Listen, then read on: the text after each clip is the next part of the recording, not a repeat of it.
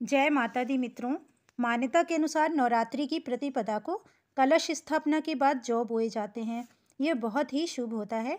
ज्वारे एक प्रकार से माता का प्रसाद होते हैं जो हमारे लिए औषधि के समान होती है। पूजा स्थल पर ज्वारे इसलिए बोए जाते हैं क्योंकि धार्मिक ग्रंथों में सृष्टि की पहली फसल जौ को ही बताया गया है। इसलिए जब भी देवी देवताओं की पूजा की जाती है तो हवन के समय जौ को ही अर्पित किए जाते हैं। एक मान्यता यह भी है कि जौ ब्रह्म है और जौ को अन्नपूर्णा का प्रतीक माना जाता है और अन्न का हमेशा सम्मान करना चाहिए, इसलिए पूजा में जौ का इस्तेमाल किया जाता है।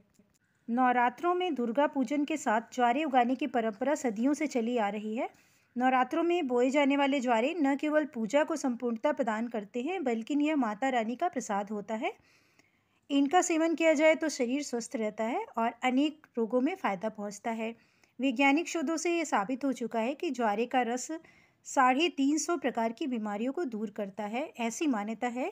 जौ की खेती बहुत ही शुभ होती है, इन्हें अवश्य उगाना चाहिए।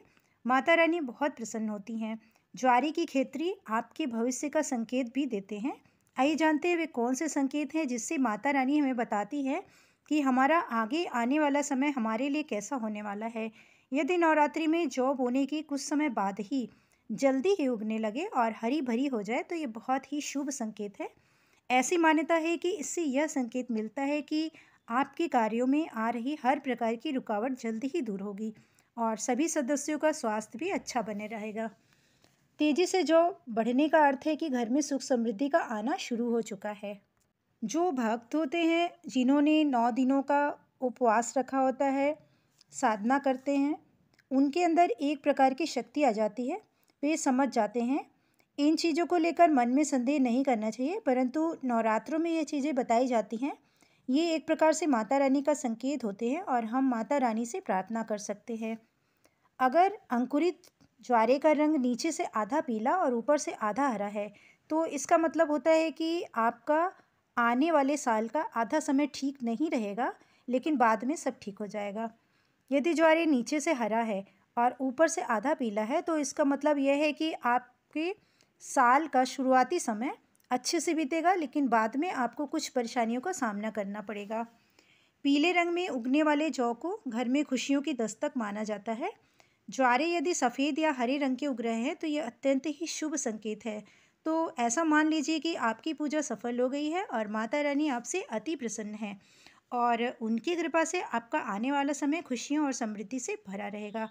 अगर आपके ज्वारे बिल्कुल भी नहीं आए हैं तो ये संकेत है कि आपका आने वाला साल थोड़ा परेशानी भरा हो सकता है। इसके लिए आपको ज़्यादा परिश्रम करना पड़ेगा। जौ अगर सूखी और पीली होकर सड़ने लगे या ठीक से बढ़ नहीं रही है तो यह अशुभ संकेत है। कहते हैं इससे व्यक्ति के जीवन में परेशानियां आ सकती हैं। उन्हें धन हानि से लेकर दूसरी कई मुसीबतों का सामना करना पड़ सकता है। इसके लिए उपाय करने चाहिए। आइए जानते हैं अगर आपके ज्वारे अशुभ संकेत दे रहे हैं तो क्या करें, क्या उपाय करें ताकि आगे आने वाली परेशानियां टल सके। इसके लिए आप माँ दुर्गा से अपने कष्टों को दूर करने के लिए प्रार्थना करें और नवरात्रि की 10वीं तिथि को नवग्रह के नाम से 108 बार हवन में आहुति दें। इसके पश्चात माँ के बीज मंत्र ओम ऐं ह्रीं क्लीं चामुंडाय विच्चय नमः का 108 बार जाप करें। माँ दुर्गा का यह मंत्र समर्थ है। विसर्जन करने से पहले माँ के स्वरूप और ज्वारों का विधिवत पूजन करें।